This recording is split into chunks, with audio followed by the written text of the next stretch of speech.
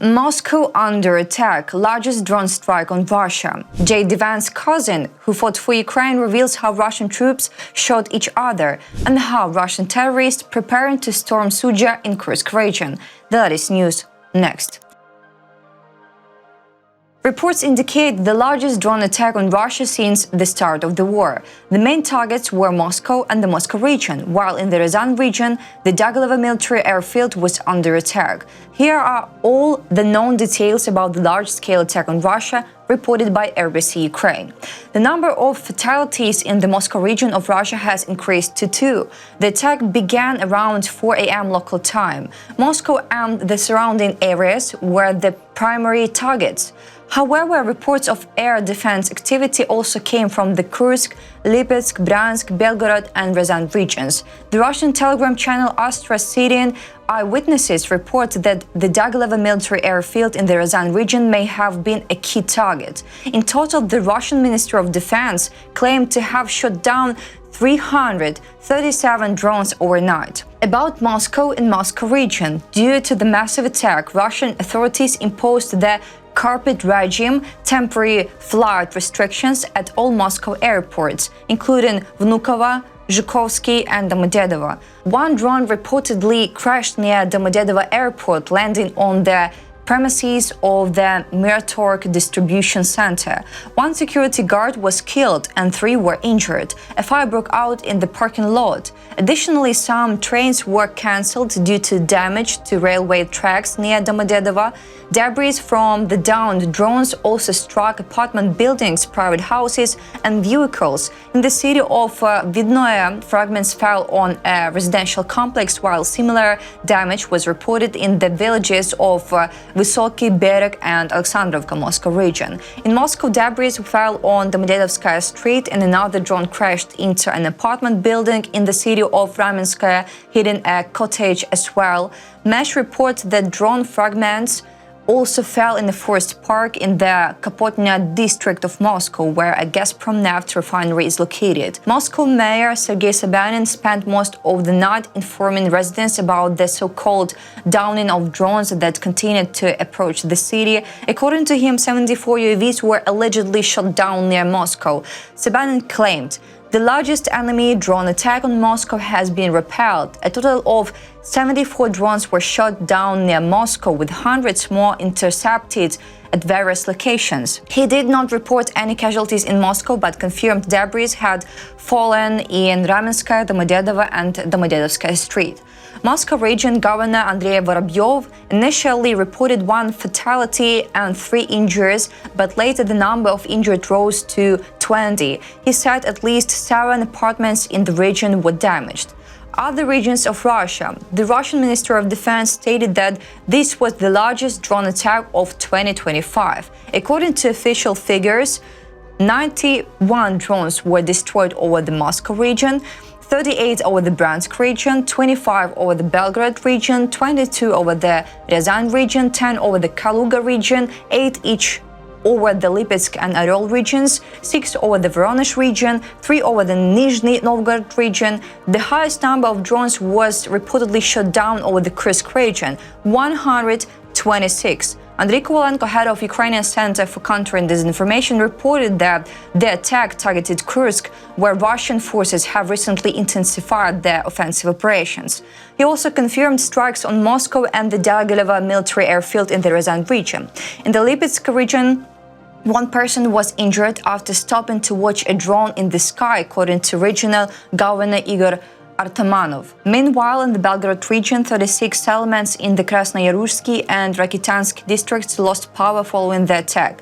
A residential house caught fire in the village of Valuki. In the Kaluga region, a building caught fire after a drone crash and windows were shattered in a residential house. Videos shared online suggest that this attack caused significant damage to civilian structures, including residential buildings, something that Russian forces do nightly in Ukraine by launching drones and missiles at peaceful cities. Ironically, Russia's investigative committee has opened a criminal case under the Terrorist Act, charged despite Russia itself launching drone and missile strikes against Ukrainian civilian infrastructure, including energy facilities, every night. The previous largest drone attack on Russia's regions occurred on January 14th, when the Russian Defense Ministry reported 180 downed drones. The Moscow region was also targeted in that attack. Last year alone, Ukraine's unmanned systems forces carried out around 130 operations, striking 377 targets in Russia.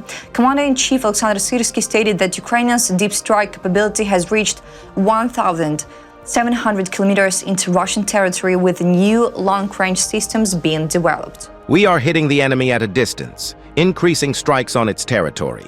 Military units, arsenals, storage facilities, defense industry enterprises, oil refineries, and other energy and logistics infrastructure used by Russia in its war against us are our targets. The cousin of the US Vice President, JD Vance, said that he saw with his own eyes how the Russians shot their military who wanted to retreat. He saw this during his stay in Ukraine, CNN reports. JD Vance said that he has a unique perspective on what is happening in Ukraine, and it is different from most Americans. According to him, there are cultural differences between Americans and Ukrainians, as well as Americans and Russians. I think if you try to deal with Russia through an American lens, it will come back to bite you. They don't necessarily think like we think. The brother of the US Vice President claims that he personally saw Russians shooting their own military if they retreated from the battlefield. He said that this happened enough times to consider it a policy, not an isolated incident. So these people, as a policy, will eat their own. So they will not hesitate to eat an American president or vice president. They don't care what we think. They are not our allies, and they never will be. Not at least for a generation.